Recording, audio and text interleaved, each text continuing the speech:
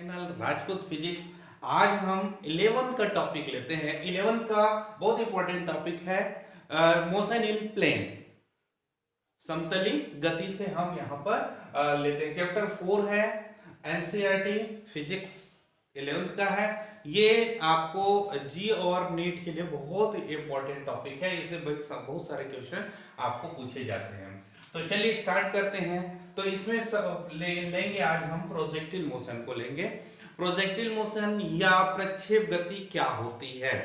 तो प्रक्षेप गति क्या होता है? तो इसका डिफिनेशन ये है, अगर कोई किसी कण को ऊर्ध्वाधर से भिन्न किसी अन्य दिशा में फेंका जाए तो कण जिस पथ पर गति करेगा उस गति को हम कहेंगे प्रक्षेप गति।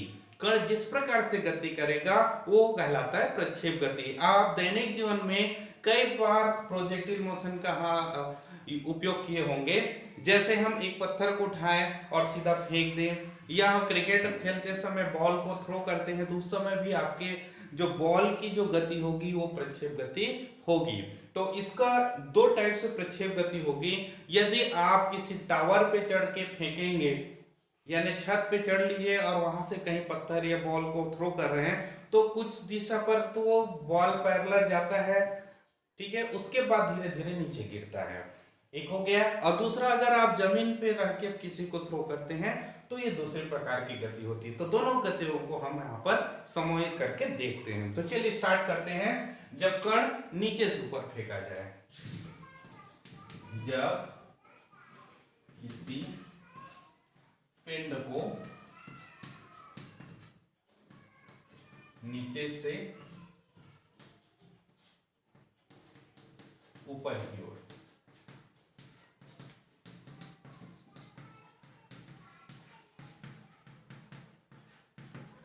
तो नीचे से ऊपर की ओर जब फेंकी जाती है तो उस समय क्या होगा इसको हम चेक करते हैं।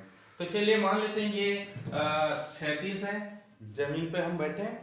यहां से हम ये वाले पॉइंट से ये ऊर्ध्वाधर है, 90 डिग्री वाले को ऊर्ध्वाधर कहेंगे, है ना। ये क्षैतिज, ये ऊर्ध्वाधर। हम क्या बोले, इसके प्रक्षेप गति की डिफिनेशन में क्या होता है, ऊर्ध्वाधर से भिन्न, यहां से अलग। तो हम इस डायरेक्शन में यहां पर इस दिशा पर थीटा एंगल बनाते हुए हमने किसी कण को भेज दिया। तो ये इसका वेग यानी प्रारंभिक वेग u की डायरेक्शन होगी। इस प्रकार से फेंके उसको एक वेग देंगे जिसको हम प्रारंभिक वेग कहेंगे। तो ये इस वेग से इस दिशा पर वो गति करेगा। तो गति करते समय कण जो इसी दिशा पर जाएगी इस टाइप से, लेकिन कुछ समय बाद ये इस दिशा को छोड़कर अधिकतम ऊंचाई तक जाएगा। अधिकतम ऊंचाई जाने के बाद वो नीचे जमीन पर गिर जाएगी, ठीक है। तो इस प्रकार के कण की गति को हम कहेंगे प्रक्षेप गति। क्लियर हो गया? चलिए यहां से यहां तक का जो डिस्टेंस है वो है x। हमने स्टार्ट किया था इस पॉइंट में, ठीक है, ये वाले पॉइंट से स्टार्ट करके यहां तक पहुंचा, x हो गया। ये हाइट जो गया है, ये वाली हाइट को हम ले लेते हैं y, लेते हैं। अब इसके बाद यहां गति करते समय यहां से यहां तक की लगा समय वो है t है। चलिए यहां से यहां तक की समय है t। तो अब हम गति का समीकरण निकालते हैं। तो अब हम स्टार्ट करते हैं। सबसे पहले क्षैतिज दिशा में, क्षैतिज दिशा में गति का समीकरण हम निकालना चाहते हैं। तो गति के सेकंड इक्वेशन देखो, गति के समीकरण, कौन सा सेकंड इक्वेशन को हम स्टार्ट करते हैं। गति का दूसरी समीकरण क्या है? तो दूसरा समीकरण है s equal to ut plus half at square, ये फॉर्मूला है, ठीक है। जहां s विस्थापन है, u प्रारंभिक वेग, a त्वरण और t जो है समय अंतराल है। तो इस क्षैतिज दिशा यानी इस दिशा पर देखें तो इस दिशा पर x विस्थापन कितना हुआ, यहां से यहां तक x विस्थापन हुआ। तो s इक्वल टू हम लिख सकते हैं s, ओके। वेग क्या है? प्रारंभिक वेग v। देख वेग जो है इस डायरेक्शन पे जा रहा है, यहां पे जा रहा है, ना कि इस दिशा पर जा रहा है, ठीक है। तो ये वेग यहां पर है, क्षैतिज दिशा पर अगर हम वेग लें तो उसके लिए हम इसका दो विभाजन करेंगे। तो u का सदिश घटक हम वियोजित करें तो दो घटकों में वियोजित होता है ux, x अक्ष के अनुदिश से अगर निकाले तो u cos थीटा होगा, और uy, y अक्ष के अनुदिश निकाले तो u sin थीटा होता है। अब इसकी डायरेक्शन देखें, u cos थीटा इस डायरेक्शन में आएगा और u sin थीटा ऊपर की ओर आएगा, क्योंकि इसके बीच का एंगल थीटा है। ये सदिश वियोजन से होता है ना। तो इसको भी हम पहले डिस्कस कर चुके हैं। तो u cos theta, u sin theta, ये पॉइंट क्लियर हो गए होगी। अब हम आगे बढ़ते हैं। तो u की जगह हमारा यहां पर आएगा u cos थीटा, ये वियोजन है। Okay, u cos theta. अब a होता है त्वरण। तो त्वरण यहां पर चूंकि हम पृथ्वी के गुरुत्व के अधीन कार्य कर रहे हैं तो यहाँ पे गुरुत्वीय त्वरण लगेगा, लेकिन गुरुत्वीय त्वरण हमेशा ऊपर से नीचे g लगता है, और नीचे से ऊपर जाएंगे तो ये माइनस g लगता है। ओके, तो यहाँ पर g की जो डायरेक्शन है या तो नीचे की ओर है या तो ऊपर की ओर है। ये क्षैतिज दिशा पर g नहीं है, अर्थात त्वरण a की वैल्यू आपको यहाँ पे 0 मिलेगा। ठीक है, तो ये तीनों पॉइंट इसमें अप्लाई कर दें तो x इक्वल टू होगा u cos theta into t plus half 0t square. Okay, तो यहां से x equal to u cos theta into t, ये कैंसिल हो जाएगा, सो t इक्वल टू आएगा x upon u cos theta. ठीक है, ये हो गया ऊर्ध्वाधर दिशा में। अब हम क्षैतिज दिशा में। अब सेकंड ले लेते हैं ऊर्ध्वाधर दिशा में।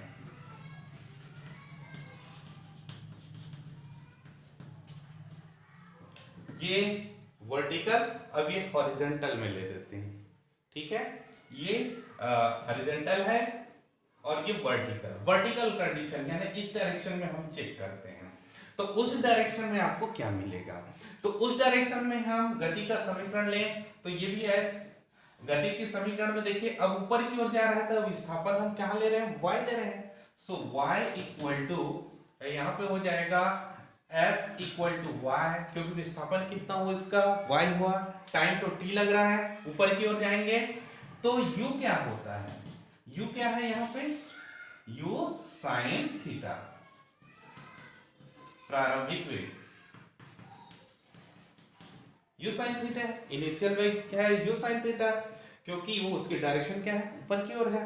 ओके, अब त्वरण a की जगह हमारा हो जाएगा, क्योंकि पत्थर को हमने ऊपर की ओर फेंका तो इसकी वैल्यू हो जाएगा g।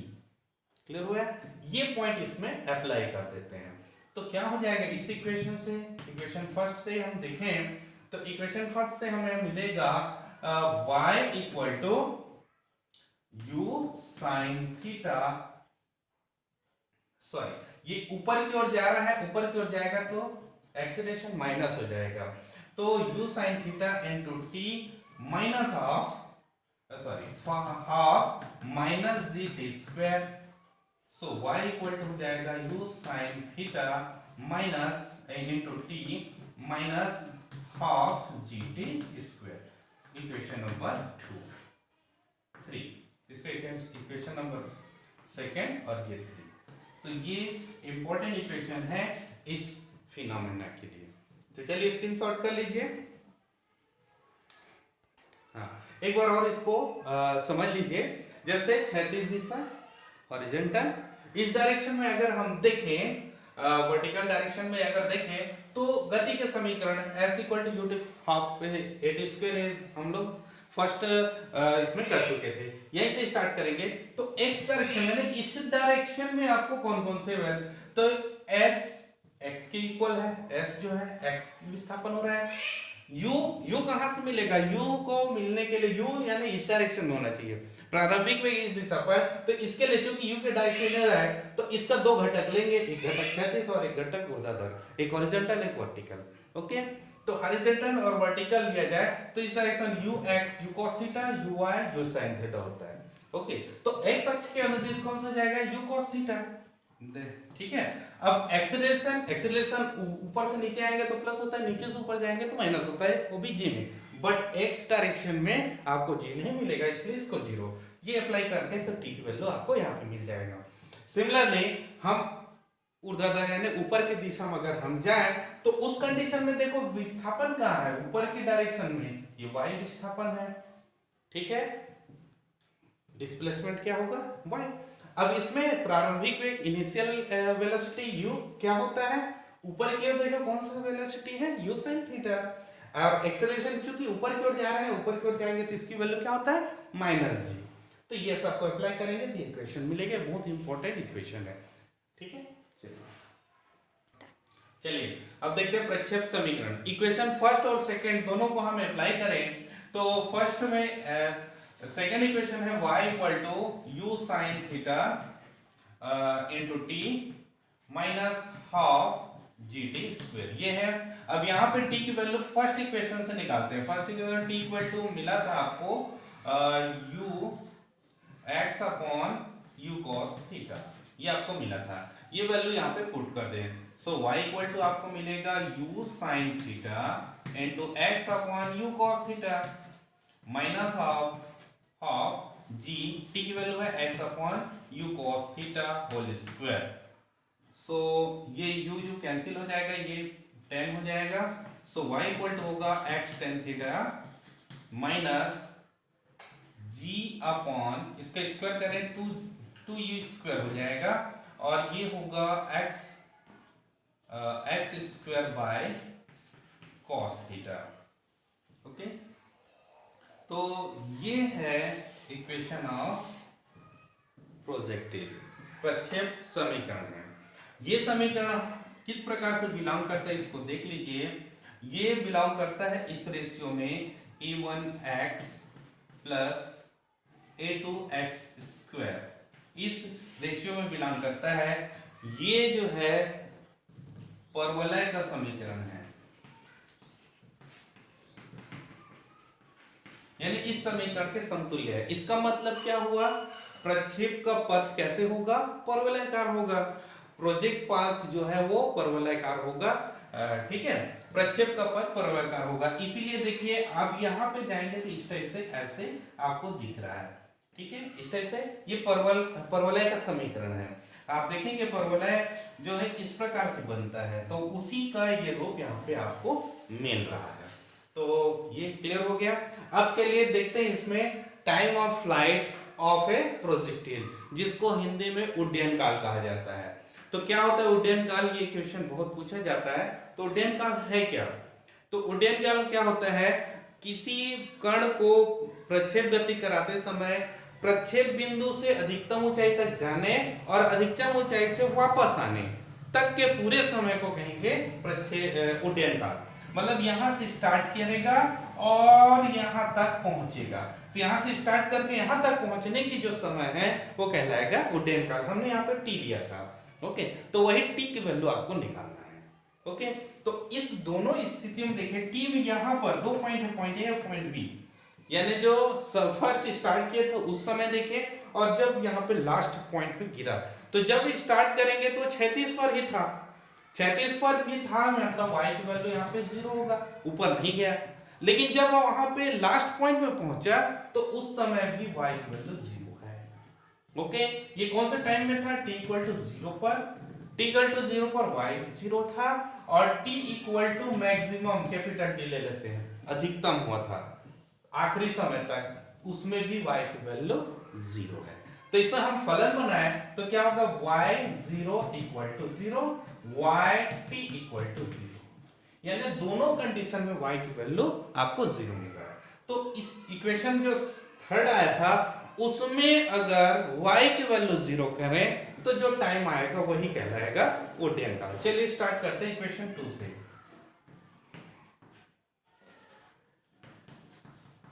तो समीकरण 2 से, समीकरण 2 देखिए ये है, इसमें हम y की वैल्यू को 0 कर देते हैं, तो क्या होगा, u sin theta minus half gt square into t equal to 0। यहां से दोनों से t को कॉमन निकाल दिया जाए तो u sin theta minus half GT हो जाएगा इक्वल टू 0। ये दो घात का वर्ग समीकरण है जो आप लोग 10th में इसका यूज किए होंगे। तो t इक्वल टू एक 0 होगा या u sin theta minus half GT equal to 0 होगा। इसको सॉल्व करें, ट्रांसफर कर दें उस साइड में, तो हाफ GT इक्वल टू होगा u sin थीटा।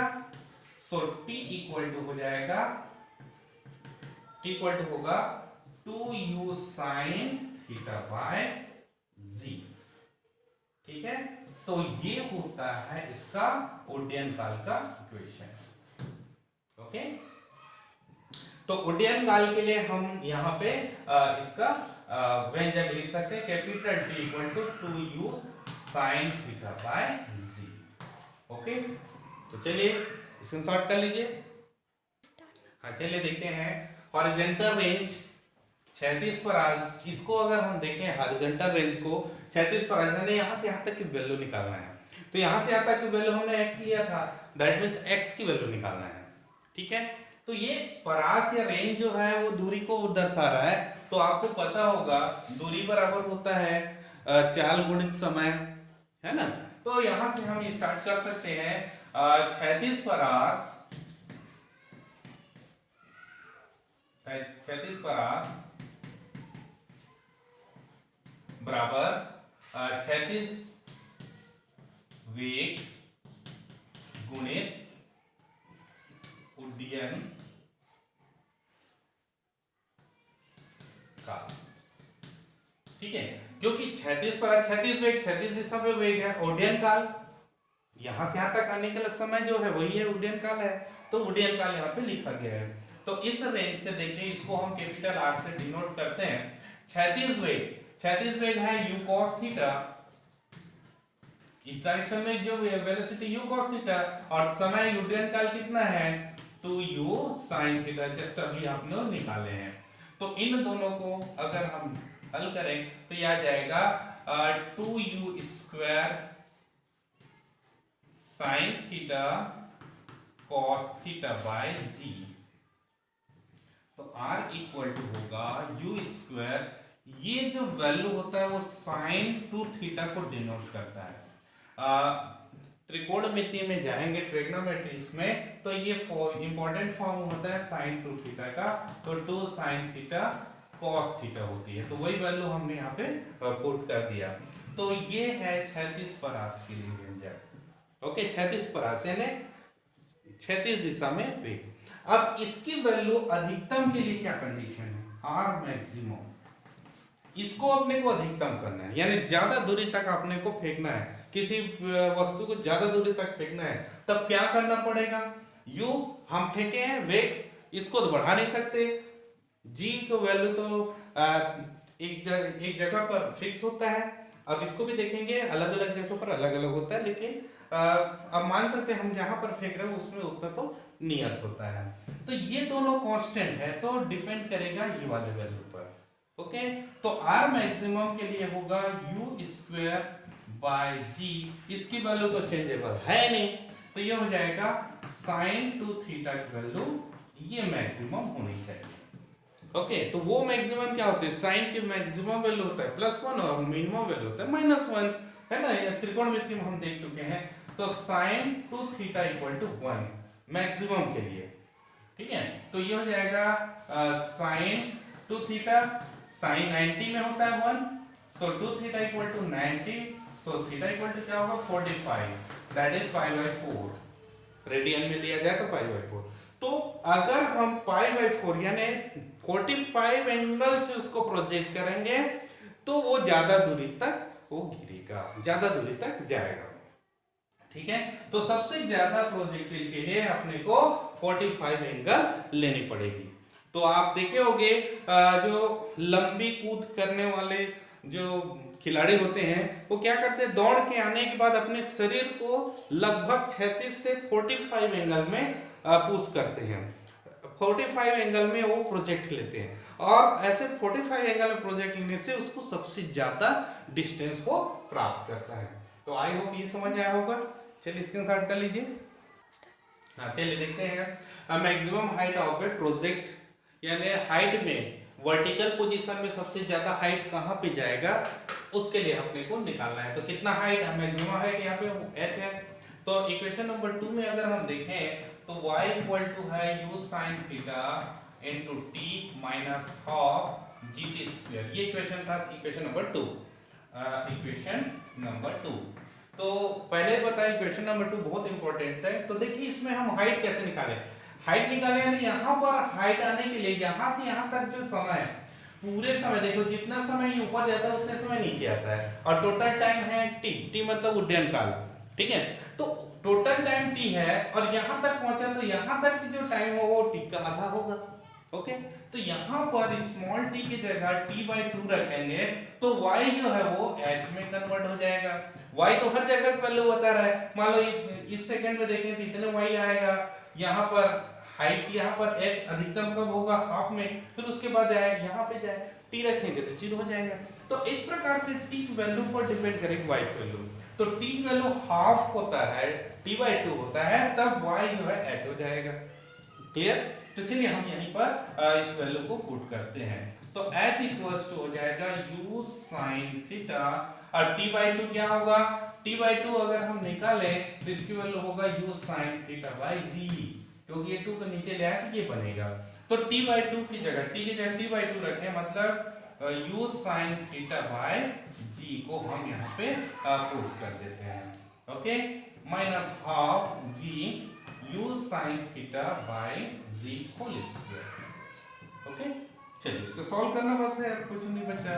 तो ये होगा u square sin square theta by g minus ये स्क्वायर करेंगे तो एक g कैंसिल हो जाएगा, ऊपर होगा u square sin square theta by 2g हो जाएगा, g स्क्वायर का एक g कैंसिल। अब दोनों का हम एलसीएम निकालें 2g निकलेगा। सो 2u square sin square theta minus u square sin square theta, इनमें से एक कैंसिल हो जाएगा। तो h इक्वल्स टू आपको मिलेगा u square sin square theta by 2g। Okay, तो यहां से देखो ये अधिकतम ऊंचाई है तो व्यंजक है। अब इसमें भी आपको अधिकतम करना है तो h मैक्सिमम निकालना है, तब इसकी वैल्यू अधिक हाइट तक जाए। तो अधिक हाइट तक जाने के लिए क्या प्रोसेस होगा, फिर वही condition u square by 2g। ये तो बढ़ा नहीं सकते, जैसे पहले देखे तो बढ़ा किसको सकते हैं, ये इसकी वैल्यू। तो ये साइन की वैल्यू मैक्सिमम कितना होगा, साइन की वैल्यू मैक्सिमम 1 होता है। So sine square theta equal to 1, sine square theta equal to sine 90। ठीक है, sine square theta equal to 1 तो sine theta is also 1। Okay, square का स्क्वायर रूट करें तो भी 1 आएगा। सो थीटा इक्वल टू कितना होगा 490 या π/2।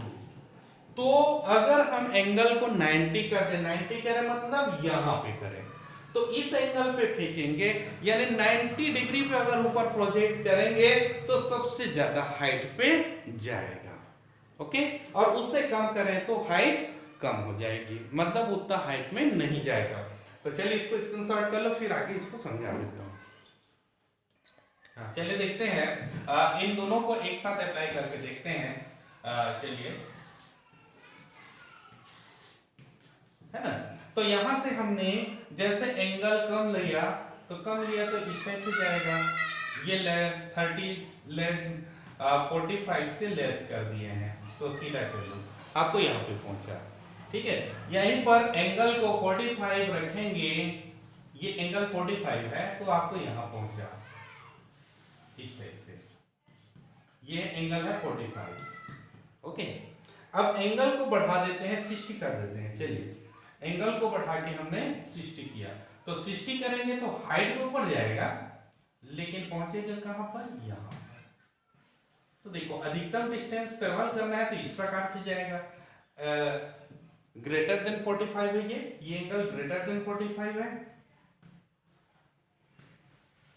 45 greater than less than equal to 5। ठीक है, तो इन केस में देखते हैं जब हम 45 से नीचे रखेंगे तो ये कम डिस्टेंस में जाएगा, 45 में रखेंगे तो मैक्सिमम डिस्टेंस जाएगा, और 45 से भी ऊपर रखेंगे तो ऊपर अधिक जाएगा लेकिन वो नीचे गिरेगा। ओके, तो ये प्रोसेस होता है। आपको किसी भी प्रोजेक्ट करने के लिए, भाला फेंकने के लिए भी इसका यूज किया जाता है। अब हम यहाँ पे हाइट पे अगर मेजर करें तो जितनी एंगल बढ़ाते जाएंगे उतनी इसकी हाइट बढ़ते जा रही है।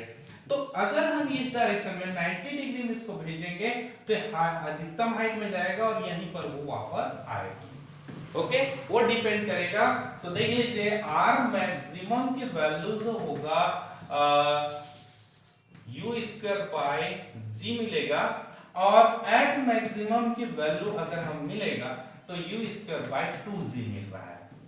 दोनों को अगर हम मेजर करें तो r maximum equal to h maximum twice, height का ट्वाइस होता है। यानी कोई आदमी कोई भी वस्तु को 100 मीटर तक फेंक सकता है क्षैतिज में, हॉरिजॉन्टल में 100 मीटर तक फेंक सकता है, तो वही आदमी उसको 50 मीटर तक हाइट में फेंक सकता है। तो ये इसका प्रोजेक्ट है। तो आई होप आज ये पूरा फिनोमेना प्रोजेक्टिल मोशन से आपको समझ में आया होगा। हाँ, एक पॉइंट यहाँ पे छूट गया, अगर कोई हाइट में रहे तो हाइट के लिए हम नेक्स्ट वीडियो में देखेंगे। चलिए इसी काम